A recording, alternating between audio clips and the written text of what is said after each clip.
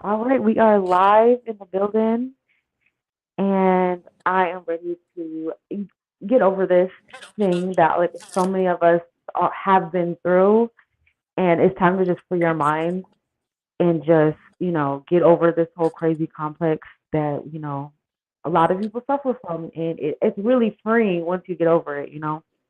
So yeah, so here, okay, I just want to say what I've been doing lately. We're just trying to bring the focus back on us. You know what I'm saying, and not always trying to, always feeling like you're obligated to use your privilege and use your whatever to try to always be a mule for somebody else in somebody else's community that don't even clearly don't respect you.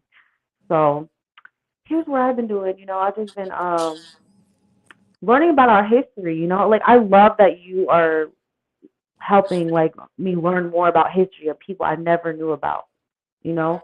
So I just love that. Like I'm so thankful for like people in my circle that, are loving history and so yeah. How you been? So yeah. Yeah, because absolutely though, because what I would really love for us all to do is to create a space which is very edifying and uplifting and very informative to one another, and that's why we're here. We're here to share every bit of detail about whatever thing is being presented, even if it's like about like the crazy social climate we're in, or whether it's in regards to history all in its entirety and not just things here and there that are just distorted or cherry picked. Because if anything, we're not a cult. That's what very much separates us from all the other social movements out there, which seem to be very ego and cult driven. Absolutely. Hi, Exoticals United. Thank you so much for stopping by and saying hi. I appreciate you, girl. Thank you so much. But yeah, I would like to hear everybody's thoughts and opinions because I feel like so many of us have been there before, like in Savior, and then how good it feels to be free of like that complex and free of the guilt, free of always trying to, feeling obligated to do something for somebody else, even though, like I just like being like a free person, not feeling like, oh, I always have to uplift somebody or I always have to do this for somebody else all the time that, clearly don't want to do the same thing for me or clearly don't want to have respect for me. So it's like it's just it feels like you're leaving a toxic relationship, It feels like you're not in a toxic relationship no more and it just feels good. It feels healthy. It feels like, yeah, I could praise myself, I could love myself and not worry about, oh, you're just colorist because all this BS that we don't have to deal with, like, and just bring our minds of all this nonsense, so we could just focus on ourselves and thrive and be happy, right? And not, be a mule forever. So, If yeah. anything else, what's truly is spiritually, emotionally, and psychologically healthy is coming to full blown terms as to who you are and just the things that you and another collective have gone through in a worldly experience like manner. And that in itself separates you from some other collective that you're trying to white knight for, that you're trying to basically be more of like a spokesperson for, if anything. You then start, because that's Exactly. kind of why, like I am where I am at this point in my life. Because when I was, let's say, so I started the seventh grade in the fall of 2004 at King Middle School in Berkeley, California. I remember I was in that quote unquote, I guess you could say, very woke stage where I had this t shirt of this black man who was horribly lynched. And behind and Mm. around this white, I mean, not this white guy, but this black guy who was terribly lynched was a bunch of white men who were basically delighting in this guy's horrible death. And then it tied Horrible. the shirt titled "Shame in America" or something along those lines. I do remember wearing that as a 12-year-old back in 2004. Mm. And that was when I was Wow. in that crazy stage, just because of, like what my mom was teaching me during that time. And just that kind of very cult like mindset that I was starting to develop. And then I started saying that this is what whites are, this is what they do, etc. But, and Yeah, exactly. then as, I've been there. Yep. yeah, but then as time went on, it's when I abandoned that bandwagon. Then I started to dibble dabble with, like the very pro white circles. I started, thinking that, okay, maybe my blackness is actually morally inferior and I should not claim that. So, if anything, when you're feeling all this social pressure, you should push it aside and just come to full-blown terms as to who you are. Realize that you actually have a great community of people out there who share your experiences and will understand you a lot more than these people that you're trying to white knight for. Now, it's no disrespect to the Absolutely. people that you're trying to white knight for, but it's just important that they know that you have a unique and distinct experience to share, and that you're not entirely the same, and that you have to pretty much look after yourself first and come to terms with yourself before you even try to remotely advocate for others, which is going to exert a lot of energy. And let alone is that you might be advocating more for people whom you care a lot more about than they even care about themselves.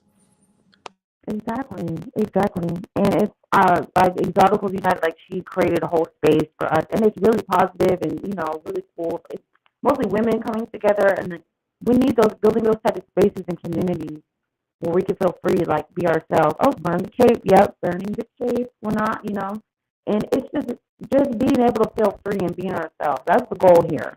You know what I'm saying? Not feeling weighed down by burdens and obligations and feeling that's why history is so important because I've been there too, learning about the history of like, the horrible history between white and black. And then it's like I felt that black people were morally superior. And so I wanted to like, go hard and caper and try to help, the black community because I felt like, that was my obligation, because I'm half of the villain, So I wanted to like it was like an overcompensating thing, and people know that they don't call that out. They're like, yeah, you're just overcompensating because you're mixed and light skinned and you're not fully black, and that yeah, that's a real thing, and people see that and they are like disgusted by it almost. They're like they make fun of you and make jokes about it and like, you know what I'm saying? So it's like yeah, that's a real thing that people see and people do. And then once you fully accept and love yourself, you're not going to sit here and overcompensate and try to go hard. You know what I'm saying? So you don't have to do that. It's more peaceful. You can be more at peace with who you are.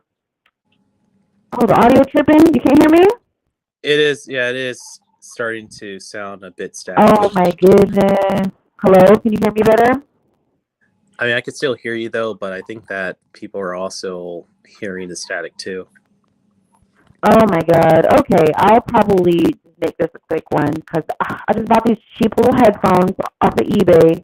While I'm there, I would love for you to come up and like, because I know where you are at. What made you stop wanting to be a light skin savior? Because I would love to hear your opinion about how you got to this point where you're like, no, I'm not. I'm gonna burn the cape. I'm not gonna do this no more. I would love to hear your perspective on that. Because I got here because I got tired of disrespect. Who want to be disrespected? You know what I'm saying? So I Yeah, just I want to feel started like, experiencing that too. It's just a lot of mm-hmm, like people uttering things under their tongue. Like when I was like in a very pro-white circle, they were saying things that were just not very appropriate at all, especially in regards to like my racial and ethnic composition. And then when I was like in that very like, the whole BLM, the pro-black bandwagon, I remember a girl telling me that, oh, it's half your ancestors who are such and such. I'm like, okay, yeah, maybe these circles are not really working out for me because it seems as though when you have a fit of rage, you are turning on mm-hmm. me It's the white because side. you are That's still you. That's your cave blood. Yep. How's your exactly water now. been, guys? Thank you for coming up here. Thank you. I appreciate you. Hey, Adam. Hey, welcome aboard, man. Hey, what's up, guys? Nothing much. Hey, We are Pastor just Ben. having an exciting part two to what we were discussing yesterday. Yeah, for sure. So you see my comment right there. Yeah, it's pretty pitiful. It was on campus, so there was some vandalism. They had a little black space on campus, right? When you have a PWI, predominantly white institution, and you have a small pocket of black students on campus, they want to feel included. So they want their little safe space. So they had a place. It was called the Black Resource Center, but I guess there were some students on campus who didn't like that, so they kind of vandalized the place. And the next day, they had like a protest kind of thing at the on campus, at the center of the campus. And I showed up at the protest because I liked going to that resource center. And yeah, one of the dark skinned black guys, like, called me that F word, right? And I was kind of baffled by that. I was like, I'm here kind of to support you guys, sticking up for you. And this guy, he was so jealous of me. He wished he was me. He's going to call me a slur.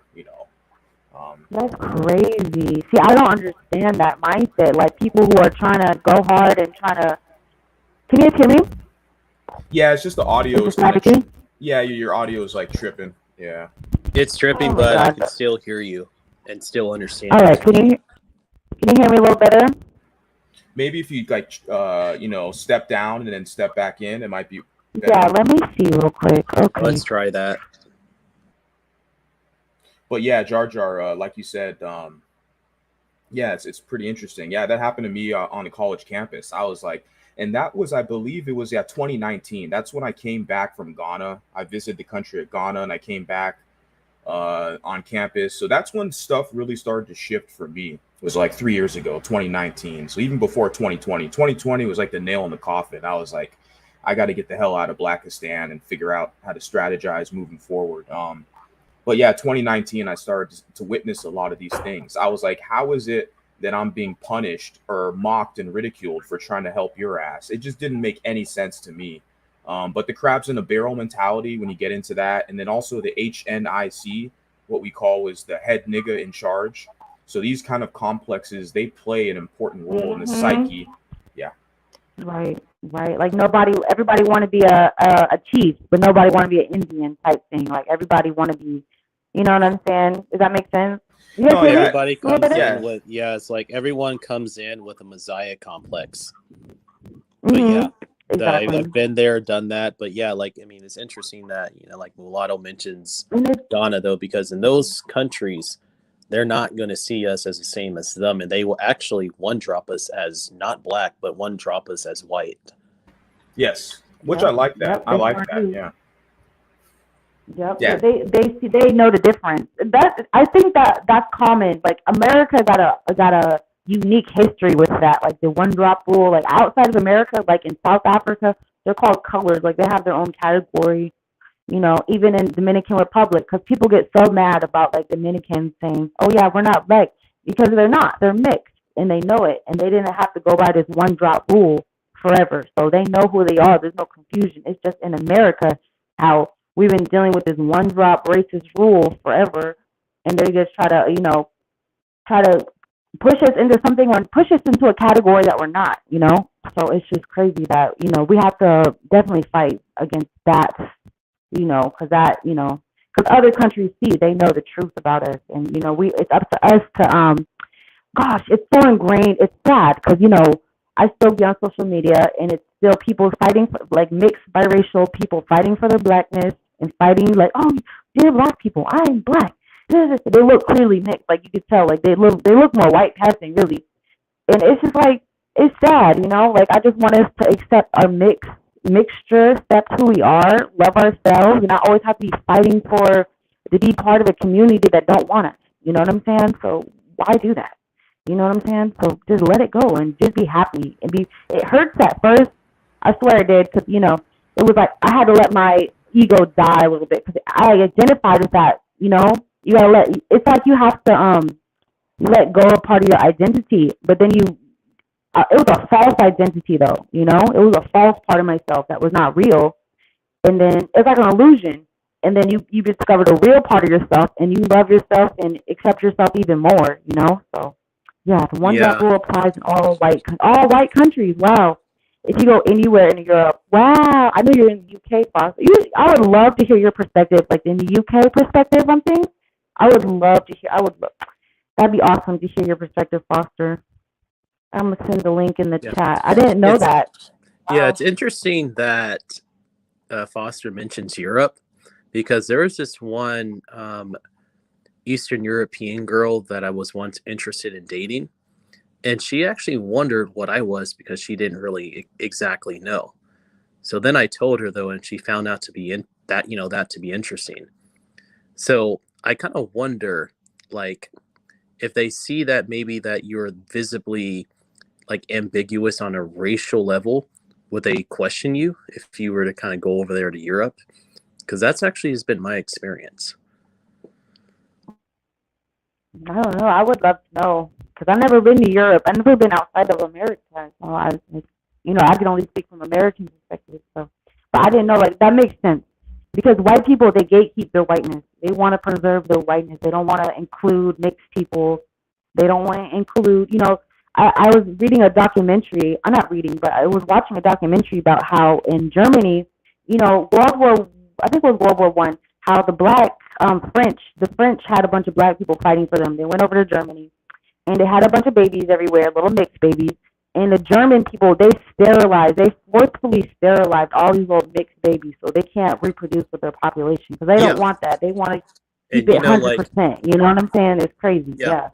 And actually, in Hitler's book Mein Kampf, he calls them Rhineland bastards. Or bastards of Rhineland during that time. Yes. Exactly. And imagine. Also, go ahead. Sorry. No, is that there was actually a mulatto by the name of Hans Hack who enlisted in the Wehrmacht so that he could try to blend in and be accepted among German society. And he eventually got that, though, and was eventually promoted to first class among the Wehrmacht, which was the German army. But prior to World War II, he was ordered to be sterilized, and he was then ordered not to intermarry at all with German women as a German mulatto. Okay, knowing how much like the white community really don't like us either. A lot of people are very anti-mixed in the white community too. How did that feel? Like, because I know you were very pro-white at one time. How did that feel like trying to white knuckle for white people and then finding out, because it's the same thing, it's the same energy. We're trying to go hard and trying to advance black people, but you find out they're very anti-mixed. They very don't want us in their communities. Yeah. They're using us. So how is that on the opposite side with like white people? Oh, hi, Sunflower. So, girl. Thank you. Foster mentioned, there is a movie about Hans. So I guess like the answer to that question is that if they see that, okay, you have that potential to like regenerate your gene pool, especially when they saw that, okay, I was more of lighter complexion, I had the blue eyes, they accepted it, but it's more so that they personally would not really want me dating any of their daughters or their sisters or their cousins or any of that sort, because I was still of mixed blood in their eyes. When it comes to these people, they still are going to maintain their extreme levels of racial gatekeeping. They're not going to really personally like you. I mean, they may smile and laugh at your face. They may fist bump you. They may come off as being like a good quote unquote friend.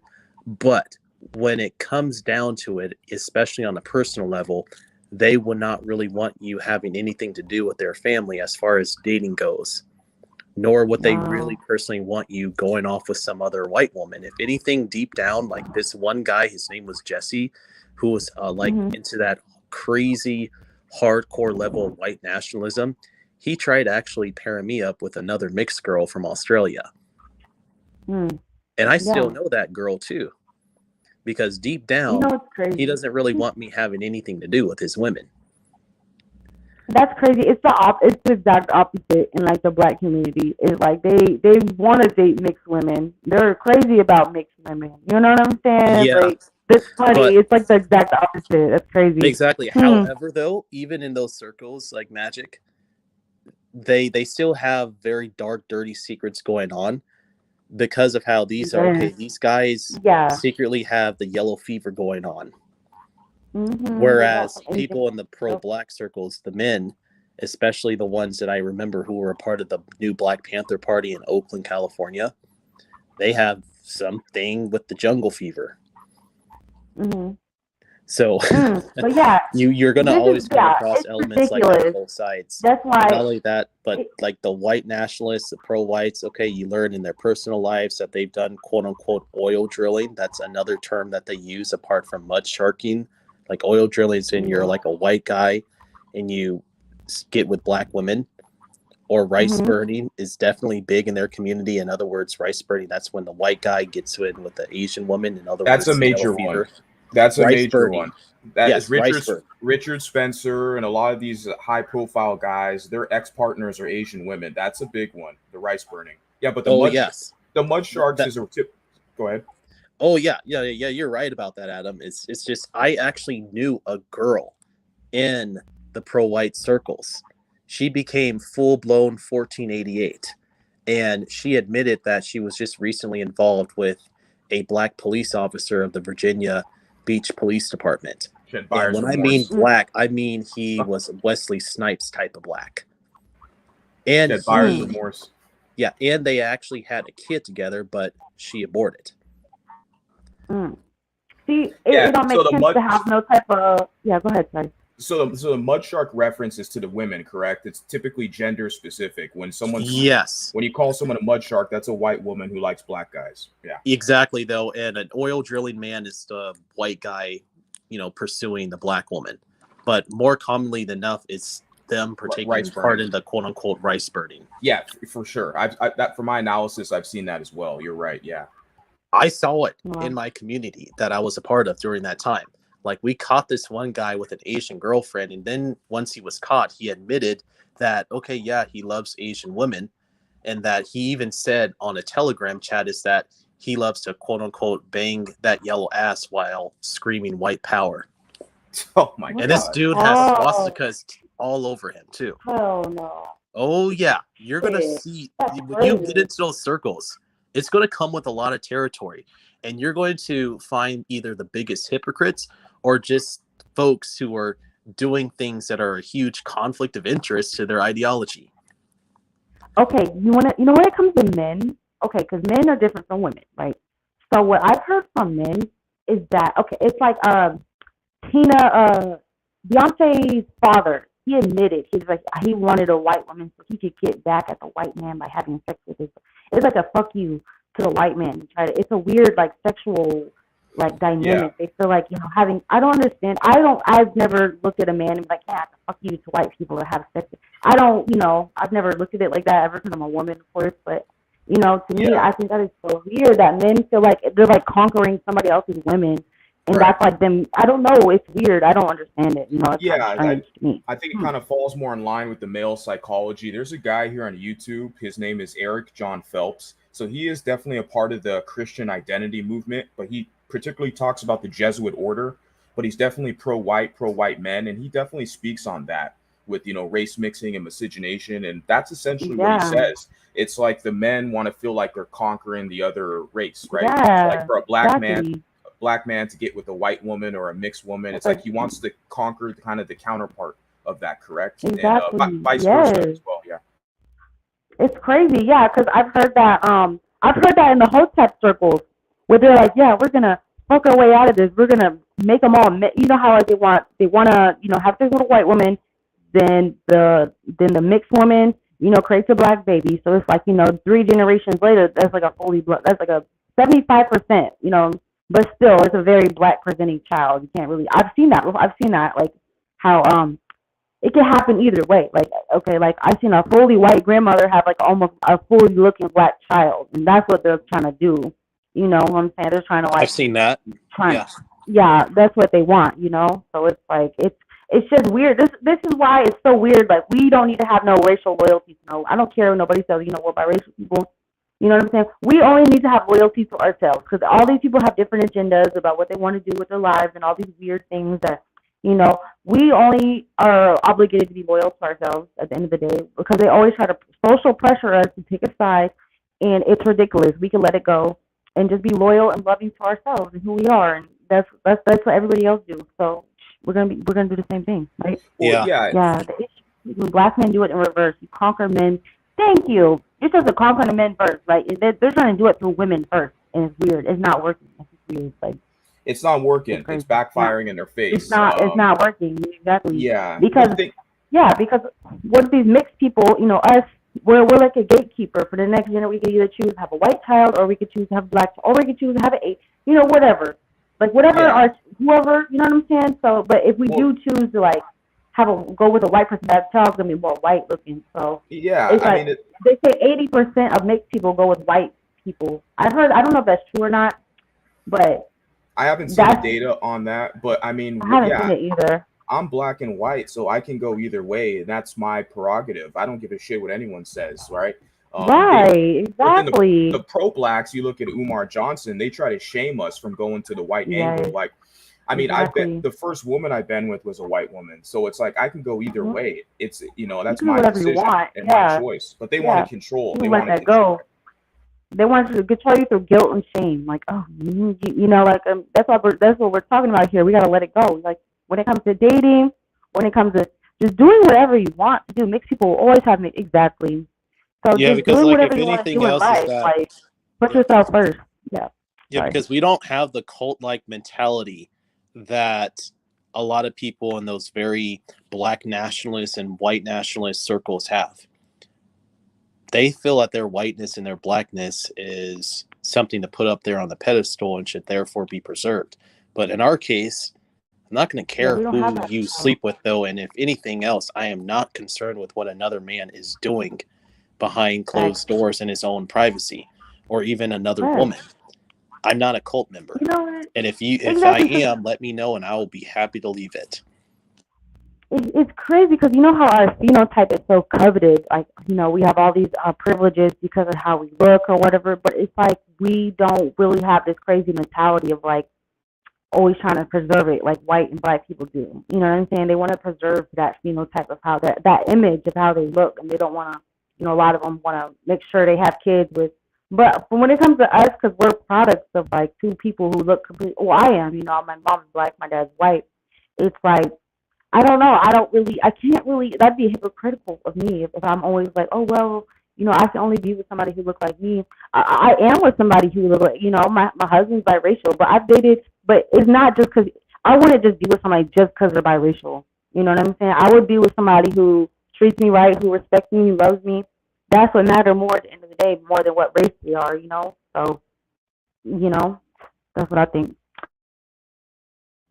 It says it's true in the UK, 80 to 90% of biracial people are with white partners. Damn. It says all of my, Cynthia G. I remember her saying, "Oh, these mixed people, they're your future oppressors because they create white people or whatever." I remember her saying that's where I got that stat from her. Okay. It says all my biracial siblings and cousins are with white partners. I literally only dated one who has a black woman. Wow. Like it's funny because two mixed people can get married and they can have 4 kids. Each will, yep, exactly. Each one will come out representing what you're mixed with, and two will exactly. Because one of my kids, I got a guest coming up. I could agree with that though, because with us, the genetic lottery becomes trickier and more unpredictable. Hey James, exactly. Welcome aboard. And we should love our kids because it's like they want us to like. It's weird. I don't know because all I can speak is from what I heard in like the black community. It's like they want us to, like I said, be absorbed in the black community and not have us exist anymore. And you know what I'm saying? They're trying to conquer the white man through, sleeping with all these hippies and trying to breed out whiteness through that. And I don't think it's working. And they You want want us to to be, they want us to be their foot soldiers as well. Like Dr. Umar was telling us, you need to challenge your white parent. Like that's not my job. I'm not a soldier for you clowns. Yeah, I'm not doing that. Exactly. Mm-hmm. You want to know, I mean, I guess before we get moving, though, I mean, I wanted to say something like on a related note. So about how, like, a lot of these quote unquote prominent black leaders secretly have a thing for white women. Like I said, I've seen it before during my days in the Bay Area, California, especially in Oakland. So are you guys familiar with Ralph Abernathy, who wrote the book "And the Walls Came Tumbling Down" in 1989? No, I've never heard of it. Okay, so Ralph was one of those Christian ministers who was actually very close to Dr. King at the time. And in that book, he had talked about how his close friend, Dr. King, had an obsession with white prostitutes, and that there was one time where he arranged a meeting at a motel in Memphis, and there was a white prostitute and a black prostitute who came by. And then there were times where he occasionally beat them, according to Ralph, and definitely just fetishized the white ones at the time. Crazy. And he Oh wrote my that God. in the book. Again, it's called And the Walls Came Tumbling Down. And when he wrote that book, which is a little over 600 pages, it garnered a lot of backlash and a lot of controversy, especially from those such as Jesse Jackson, who felt that the book was just slandering King and trying to spit on his legacy and everything else. And I Right. didn't see it as Ralph trying to spit on his friend's legacy. I just saw them as just him sharing just Keeping it maybe a bit real. of a dirty secret that the prominent civil rights figure had at the time. You know, I've even heard people say, like I've heard this in black circles, that civil rights was just black men fighting for the right to have sex with white women. I've heard that Basically, before. though, Like and that that Pretty wasn't. that much. Yeah, definitely is basically that's they wanted pretty to integrate so they could have access to white women. Basically, I'm yes, like, because you that's know, exactly what Reverend Ralph was basically trying to say in his book. Is that hey, it's King underneath crazy. it all had some dark secrets, and he had some, I guess you could say, jungle fever thing going on for himself, and Ralph highlights that in Yeah, his book. nobody. I mean, like I Wow. don't care who you like or anything else, but it just seems as though like the pro black types secretly have Always. something going on for white women, and it's been that case since the 60s, especially now with Bill Cosby, especially when white women have come out saying that hey, Cosby molested me back in the 60s. So you have that, and there's Mhm. probably even more cases of stuff like that happening as well that we probably just don't even Yeah. know about. But Okay. I wanna. definitely King is guilty of that, and Cosby is guilty of that too. That is crazy. Yeah, I want to read this comment. So That's it's difficult to be colorist when you're throwing the dice. Plus, a lot of exactly like when you're mixed and your kids could come out depending on who you're with. Even if like my kids, I'm with another biracial man, and they're all different skin tones, all different colors. So it's like you have to, and it hurt me at the time because my son came out very white passing because I was so pro black and pro melanin and the power of melanin, and he came out so white, So it was like, oh, it hurt me, but it made me grow. It made me realize, this is some BS. This is not right because God will always find a way to like show you the right way. You're not supposed to only be caring about, what color people's skin and oh, it's melanin, melanin, melanin all day, and it's like trying to be you know what I'm saying? Like trying to, I was that light skin savior, so I had to get out of that. My son helped me move on from that because like all my kids came out all different. Like they look more white peasant. So I had to look at myself and start looking. I'm not a black person like they say. I'm not. I was like had a false identity, and I had to look at myself and love myself for who I am, and not sit here and try to pretend to be something I'm not anymore. And right, yeah, I will be revenge making is like drinking. Oh, go ahead. yeah, I'll be making a lot of videos on the men's side of colorism and all that stuff. I hear a lot of women talking about it. I'll be doing it for both men and women, mixed race men and women, but mainly men because I'm a That's man. good. That's good. That's good. Hey, RAPGT. You can come up here if you want. We're talking about how we overcame this, this light skin savior complex and always try to white knight for whatever community. Because at one point I honestly felt like I had to defend the white community too, because they were just everybody hates white people at one point. You know what I'm saying? They stole us from, But then I learned the real history about they traded people. You know what I'm saying? I learned the real history. Once you learn the real history, it changes your mindset. You know what I'm saying? Because they try to paint this narrative like these are the only evil people, and we're the morally righteous people. So be on our team because we're the good guys. But it's like it's not black and white like that. It's not. It's like there's wrong. There's nobody innocent. Nobody innocent in this bitch. So that makes you change and that makes you look at things different once you realize like the truth about things. And, you know what I'm saying? So, that's why history is so important. Hey, what's up, James? What's up, man? Hey, bro. But yeah, I'll be making a lot of videos. We need Miranda to come back up in here, right? And start making some Yes. content. I'm gonna email her. Yeah, she has a very lovely voice, doesn't she? The UK British accent. Very Oh, yeah. pleasant to listen to. Yes. But yeah, Mulatto, everything you said is accurate, right? They want us to get caught in that pickle and to kind of choose a side so they can essentially use us. And I like what Jar Jar mentioned, Mhm. the whole component, because it works in the other spectrum as well. You know, like the usury concept is very important. These groups want to use us, and we're trying to develop our own. Yeah. Yeah, and I Yep. really Yeah, think like that that we should come together. Again, we are coming together, and this space is great for us. Absolutely.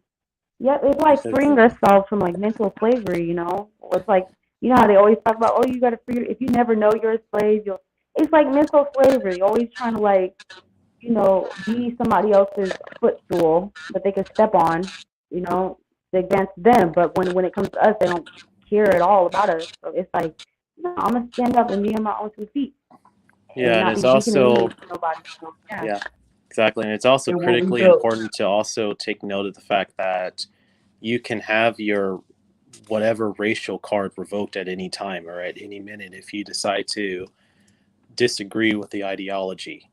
It can happen in those pro-white circles where okay, your white card has been revoked, and it can also happen in the black circles too, in which your black card is now also revoked. But in our community, that cultish mentality disappears. There is no Mhm. revoking one's biracial or mixed race card. Exactly. And Exactly. regardless of whether we agree or disagree on some matters in a respectful manner, I'm not going to say that, okay, you need to have your biracial or your mixy card revoked. That's not a thing in our community, which is something that makes us I very love it. distinct from the others. Again, we're Mhm. not a cult. I will always I love emphasize it. that. Facts. I love. Okay, so Foster says, are most biracial people in America raised in the black community? That's the impression I get. So me personally, I was halfway in the white community. My mom is black, but she raised me in Washington State, which is a super white state. And then when I was 16, she missed her family, so we moved back down to Atlanta, Georgia, and it was 100% black. And I was there for 10 years. So I was in the black community until I was 26, and then I moved from the back. I moved my family because I met my husband, um, and we moved back to the white community so I could raise my kids out here because I'm not trying to raise my kids in the hood because nobody's going to do that. So right? Yeah, Yep. Hmm. similar to you, Mulata. I think it's pretty similar with me. So I was primarily raised like in white society. Like a lot of my friends were white in the white community, so to speak. My white mother. Around high school is when I think there was kind of a shift when I Hmm. kind of to Yep. Me try too. kind of steer more towards blackness, right? And then into my kind of Hmm. early adulthood. So yeah, I think we're very similar in that regard. Yeah, because the Yep. teachers, like most of the teachers, like in history class, basically, like it mainly in history, they kind of like make us want to go on the black side. Hmm. Well, not Yeah. talk about mainly black and make this narrative of white people being racist, all Yep. that stuff. Yeah. You know what? When I was a kid, but I think it's very, if you're biracial, I think you should understand both sides of your culture, understand, we both sides of your, love and appreciate both sides of your heritage and know that you're unique and that you're your own person at the same time. You have your own Miranda's history. one. Mixed people have their own history too. But when I was like a little white, when I was in the white schools, growing up, I feel like they romanticize black people so much. You know what I'm saying? Like MLK Day, and it's like, oh yeah, I had a dream. That oh little, I feel like because we don't really know, like they romanticize like black people like so much. And then when I moved to a black community, because I'm thinking, yeah, they've been through so much. I bet they're like, they're so loving because they what they've been through. Because I know they don't want to make other people feel like I'd never pictured them as racist or like we don't. A lot of people don't think black people are racist, right? You know what I'm saying? But you're in for a shock And when you we go to all the know black that's a community. lie. We Watch all know that's a Miranda. lie. It was Yeah, shocking. It was a what? Yeah, Very watch. big. mhm, Yeah, watch right, Miranda's channel, and you will see that's a lie. right. Yeah, black It's, people it, are it was a extremely culture shock racist. for Yeah, me. yeah. It was a culture shock because when I moved down there, you know what I'm saying? I'm getting called white girl and I'm getting called like, I'm being very, people are very mean and rude to me because I'm half white or whatever. And, it was like, Yeah. wow, it was like a culture shock. I was like, because growing up, it's like, MLK all day, judge people by the character, not by the color of their skin. But then you go into the black community, all this rampant colorism. They judge everybody by the color of their skin, and it's crazy. It was like ironic. It was like weird, and I was like, it was shocking to me to like figure that out because that was Yeah. so drilled in our brains to like judge by the character, not by the skin color in the white schools. But then you go to the black school, or you go to black schools, and it's the complete opposite. Like that's nowhere to be found. Like crazy, Oh, extremely it racist. happened to me too. Yep. Happened to me too. Like Mm-hmm. during like the summer of 2002, I had turned 10 around that time. And so my mom sent me to this day camp during that time in Berkeley, California, which is where I was born and raised. I Mm-hmm. remember this one time at the day camp, there was this black girl playing like with her black friends. And I Mm-hmm. remember her saying to me, "Man, that stupid white boy needs to do something." And then, whoo, and then Wow. they all got up and got in my face. And this is crazy because we're all elementary school aged. They all said, "Hey, Wow. you ain't us still. You don't look like us. You're not black. I'm black. This is black. You're white." Because at the time I was No way. even much lighter than what I was, than I am now. Really. And then, they also took note of my bright blue eyes at the time, which were even a different color then. So they looked at all that Mm-hmm. stuff and basically deemed me a white devil among their circles. But then That's at let's fast elementary forward. school. Like that's so Exactly. crazy. Exactly. But then let's fast forward 5 years later. It's the summer of 2007. I turned 15 at that time. My mom sends me to a 3 week sleepaway camp up there in Washington, by the way, which is where you are. And by the way, Yep. Magic, we all hiked around and hiked up Mount St. Helens, which is where we were based, by the Beautiful. way. Yeah. And Mm-hmm. when you go to those sleepaway camps, at least during that time, it's going to be almost entirely white, exclusively white. So Yeah, I I at know. least Yep. was like the only person there who was a little darker than anyone else and everyone else. Mm-hmm. And so they treated me a little better, a lot better, Mm-hmm. especially at the end of the 3 week adventure. Everyone gave me a hug, shook my hand. Even the white camp counselors, they never discriminated against me at all. They were all cool with me. And shockingly enough, these kids and these camp counselors like rap and hip hop music because that's what they were playing Oh in the wow. vans as we were traveling around Mount St. Helens. But there was this one, oh my God. So there's one kid, I forgot his name at the time, but he saw me and he was like, "Wow, I wish I could also be black too." Oh wow. Yeah. Yeah, they And do then do there was that. this There's some one wiggers. kid The by the, wiggers. Yep. yeah, he told me that he basically wanted to be a wigger and he can see that I had black in me. And he said, "Man, I Yeah, wish there I is was black." wiggers. He told me that. There is And then I wiggers. do remember this other white Yes. kid, Shane, who was also wiggerish though. And I did something that made him mad. And he said to me, "Man, that black fool." He called me a black fool. Oh, that's pretty Yeah. funny. So can you see how I have these two crazy experiences? One experience is Yep. with the black kids at a day camp, and one with the white kids at a sleepaway camp in Yeah, Washington. because you see, But because then as I've the gotten way. older, people think that Mm-hmm. I'm Hispanic. So Oh, if wow. anything else, society has been all over the place in terms of how they perceive me on a racial level. That's the uniqueness that comes along with the mixed race status and biraciality. Right. Wow. That's so awesome. Thank you for sharing your experience. Because yeah, I can relate to that. Because I remember going to like a little white summer camp and nobody missed me, man. I was having a good time. Like I didn't care. I never even nobody. I was a little kid in elementary school. Like elementary school, I never got picked on for my race or anything. It was until middle school. I remember I got called the N word in middle school when I was. But I know they didn't know what it meant. They were just thinking it's funny. Like they think shit's funny. You know what I'm saying? I don't think they really knew the history and like all that shit. They were just like they heard their racist parent or something say it at one time. But you know what? I didn't even care because I didn't know what it meant either. I was just walking by like I don't care. And so I kind What's of yeah, keep that same energy. Yeah, what's I kind of just like crazy about I'm that? bothered.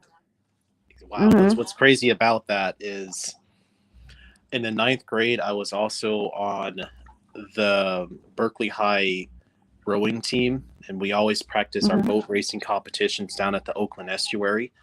And I remember Mhm. this one kid, and I didn't exactly know what he was because he was just so racially ambiguous, but Mhm. he told me, "Hey, you look white, cracker."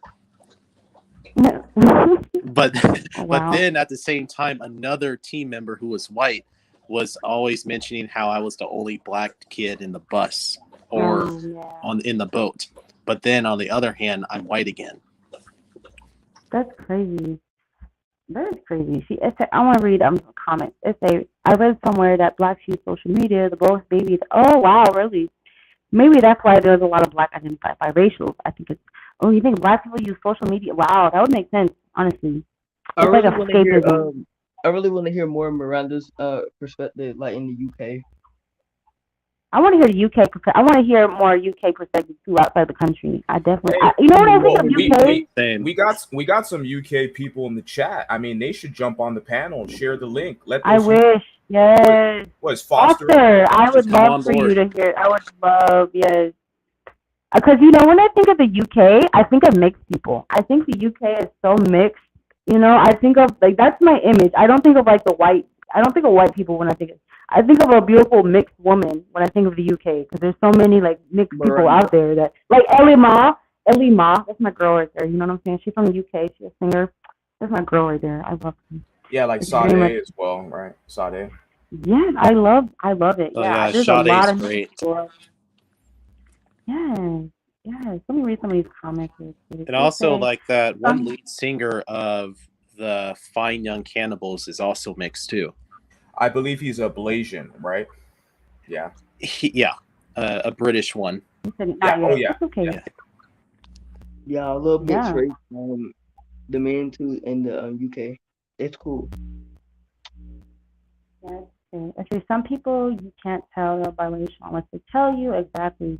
Exactly. What's that monoracial passing or something? Is that a new one for us? Monoracial passing. But that's when I was in pre-K and soon after that homeschool. I grew up mostly around white people. Yep. You're not black. They told me that. Wow.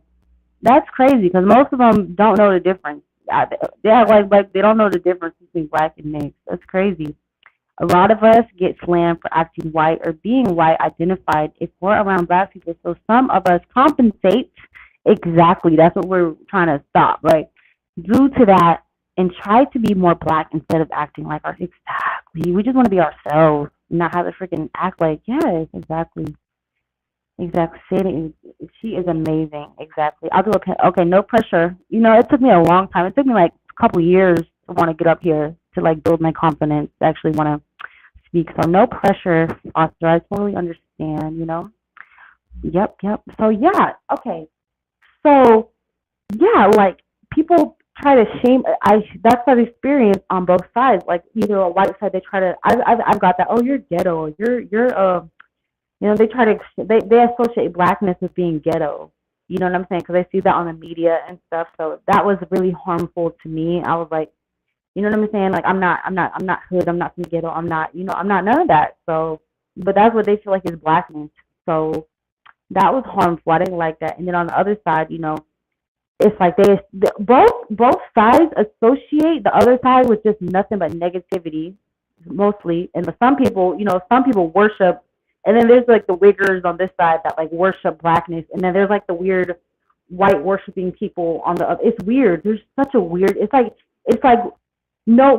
I just want to meet normal people who are not going to sit here and hate the other side or sit here and worship the other. You know what I'm saying?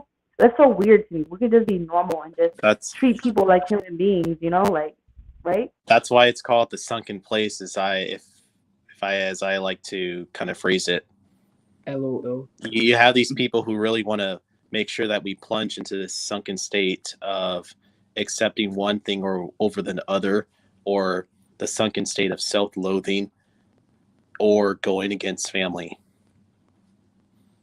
But how do you get out of the sunken state? Sunken state. Yeah, Right? like Jordan Oh, Peele's yeah. movie Get Out, the sunken state.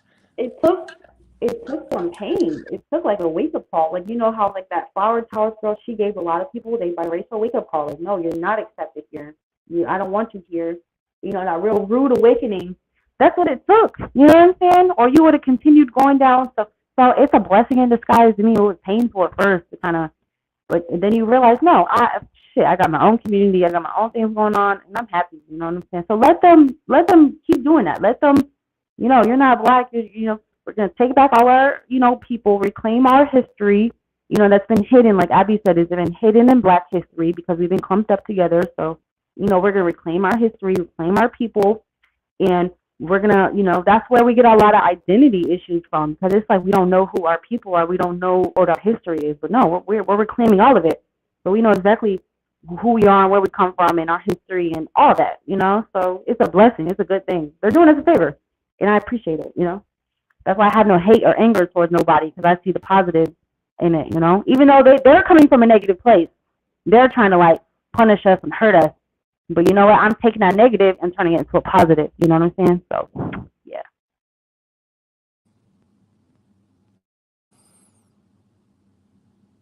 You want to know something like those, like Black identifying biracials are the ones that I go at it with the most out of anyone else that I've gone at it with. Because then they say stuff like, oh, well, I used to be on this bandwagon of thinking that there's uniqueness to our biraciality or mixed race status. But then all of a sudden they decide to just get on the whole Umar Johnson bandwagon for whatever reason. I mean, like, I'm not judging them for that, but again, that's just a conflict of interest to what we have going on here. Absolutely. Let me read through these comments. It say, I think in the UK we have more of a separate identity from Black. Wow. We're still radicalized as Black. I feel like many white people do know the difference because they're mixed kids and their kids and relatives. I hope so. That'd be good. They can recognize. You're correct. We're racially both, but the identity is a key component. We have our own unique identity. We don't want to fall into the racial binary paradox. Facts. Yeah, it's the U.S. that has extreme race issues compared to the U.K. Because U.K. immigrated here voluntarily. Exactly. That's a big, big difference. That's a big difference. Okay, And Miranda. yeah, I'm gonna check her out. I'm gonna definitely check her out. The last one, I'm gonna check her out. But it says Black Lives Matter has kind of set things back. A lot of biracial people are now identifying. Oh, yep. Biracials will side with more Black culture due to the history. Exactly. And white guilt, and it's really a cluster of facts. That's so true. Black people will see it as trying to get privilege instead of actual issue of U.S. and on this one drop rule. They gaslight us. Ain't that the truth? Okay, how do we combat this gaslighting? Like people saying, no, you're a mixed African. You're not your own people. You gotta be one. How do we combat like this gaslighting? People just want to deny Okay, who like we are. exactly the way of combating it is, okay, how do you definitively define quote unquote mixed race African or mixed African? Because that statement in itself is so oxymoronic. So what exactly do you mean by mixed race African? Because Guys, I gotta go. So bye bye, guys. yeah, you Bye. Thank take you care, for coming up James. here. I appreciate you. Thank you, James. Appreciate it, Yeah, James. You have a check blessed out day. Miranda. Check out Miranda. Oh, I'm for gonna check sure. her out, definitely. Thank you. Love you, my biracial brother. Yeah, like in other words, how do you rationalize an oxymoronic statement such as mixed race African or whatever? That don't make no sense, right? People just be making up stuff.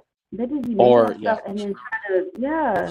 or Exactly. rationalize quote unquote Black biracial man, which is what I was once called by a girl, like on They say Facebook. that. I'm saying the way to combat that is simple: Black Mm-hmm.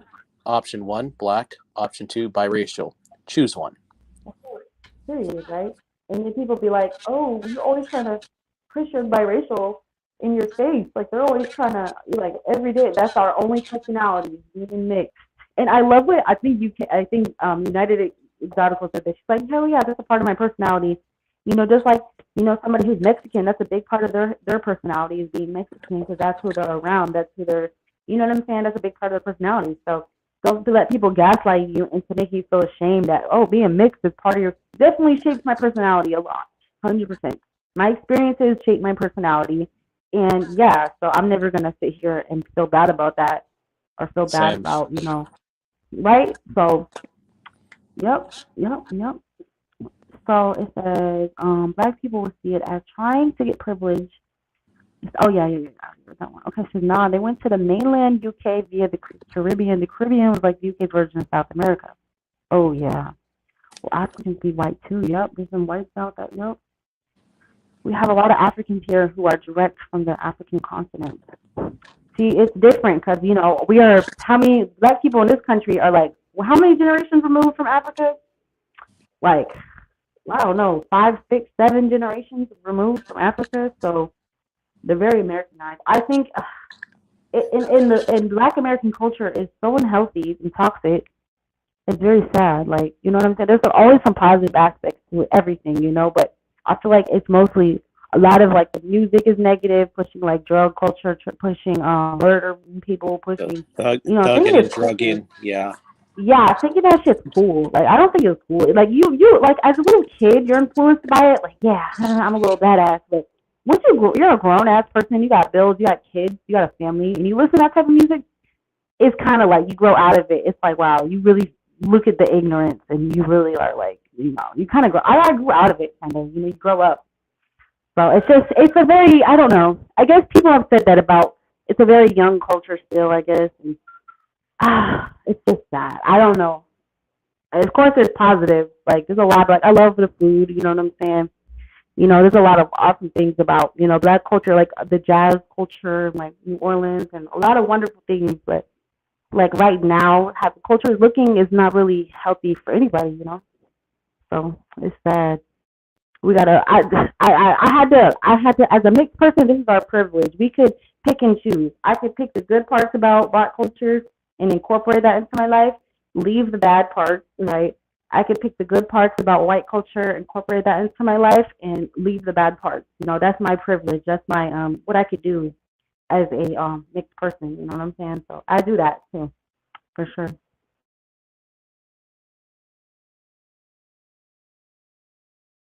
You guys do that? You guys ever do that?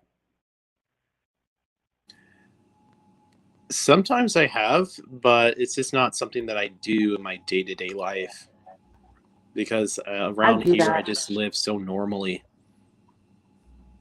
No, I'm always thinking about I really want to preserve like Southern food culture, because my grandma she used to cook collard greens and like Southern cornbread and all of this like Southern. I want to preserve that. You know what I'm saying? I don't want that to like. I want to keep that alive. The Southern food culture. I love that. Mixed people help create that too a lot. 'Cause somebody told me that baked macaroni and cheese. That's something a mixed person like freaking Thomas mixed up since 80 told me. She was like Thomas Jefferson's mixed slave went over to France to like study culinary and then he created Sally baked Hemings. Yeah. yeah, I didn't. I gotta I keep hearing that name. I don't know who that is exactly, but I gotta research that name. But yeah, that's mixed people. We're positive. We've been here. You know what I'm saying? So I just definitely want to preserve that part of like Black culture. You know what I'm saying? But I'm gonna leave the bad. I don't want to be out here dating no hood dudes. I'm not attracted to that. I'm not attracted to hood dudes. I'm not trying to be no baby mama. I'm not trying to have a bad credit. I'm not trying to. You know what I'm saying? I'm trying to like just take the good and leave the bad. That's all. You know what I'm Same. saying? If you're a mixed I wish you could rotate it. I wish you just exactly. I would go on and on. They can't contribute the conversation. They don't know how. Let me see. Hold on. Let me scroll back up. It say I wouldn't take it seriously. I would joke back and say, I guess we're both Spanish. Hey, peace out, guys. It was a pleasure talking to you. I'll talk to you next Thank time. you so much for joining. I'm gonna Yeah. end the stream soon. I was just wanted to come on here and see what happens. Yeah. Thank you so much. And I'm gonna end the stream. yeah, because then again, I'm also gonna take off too to recharge my phone since the streams definitely sucks out a Exactly. lot of Any last batteries. thoughts? Any last thoughts? Be yourself. Be who you are. Be who you are meant to be. Get out of these cults. Don't become a part of these crazy echo chambers that are just ignoring another perspective, especially given the fact that things are just not so black and white when you really get down to the nitty-gritty of it. Absolutely. That's the takeaway here, baby. It's like just be yourself, love yourself, take the good, leave the bad, and keep elevating. Don't have no baggage. Don't feel obligated to do things you don't want to do. Free your mind from feeling guilty or ashamed about what you having white blood or having any type of blood or whatever. Whoever monoracial people try to shame you or make you feel bad, always love yourself and don't worry about what people think, at all. And just do what makes you happy in life. I want to see people thriving and happy and not feel weighed down by guilt and shame no more. Knock that off and just stay happy, stay positive, keep moving. And I love you guys so much. Thank you for joining. I love you guys. I'm going to end the stream. I love you. Thank you. Okay. Love you too, Abby. Okay. You guys have a good day. Love you guys so much. Take care. Bye, Georgia. Thank you so much for joining. Thank you, Anytime. Pastor. Thank you. Bye.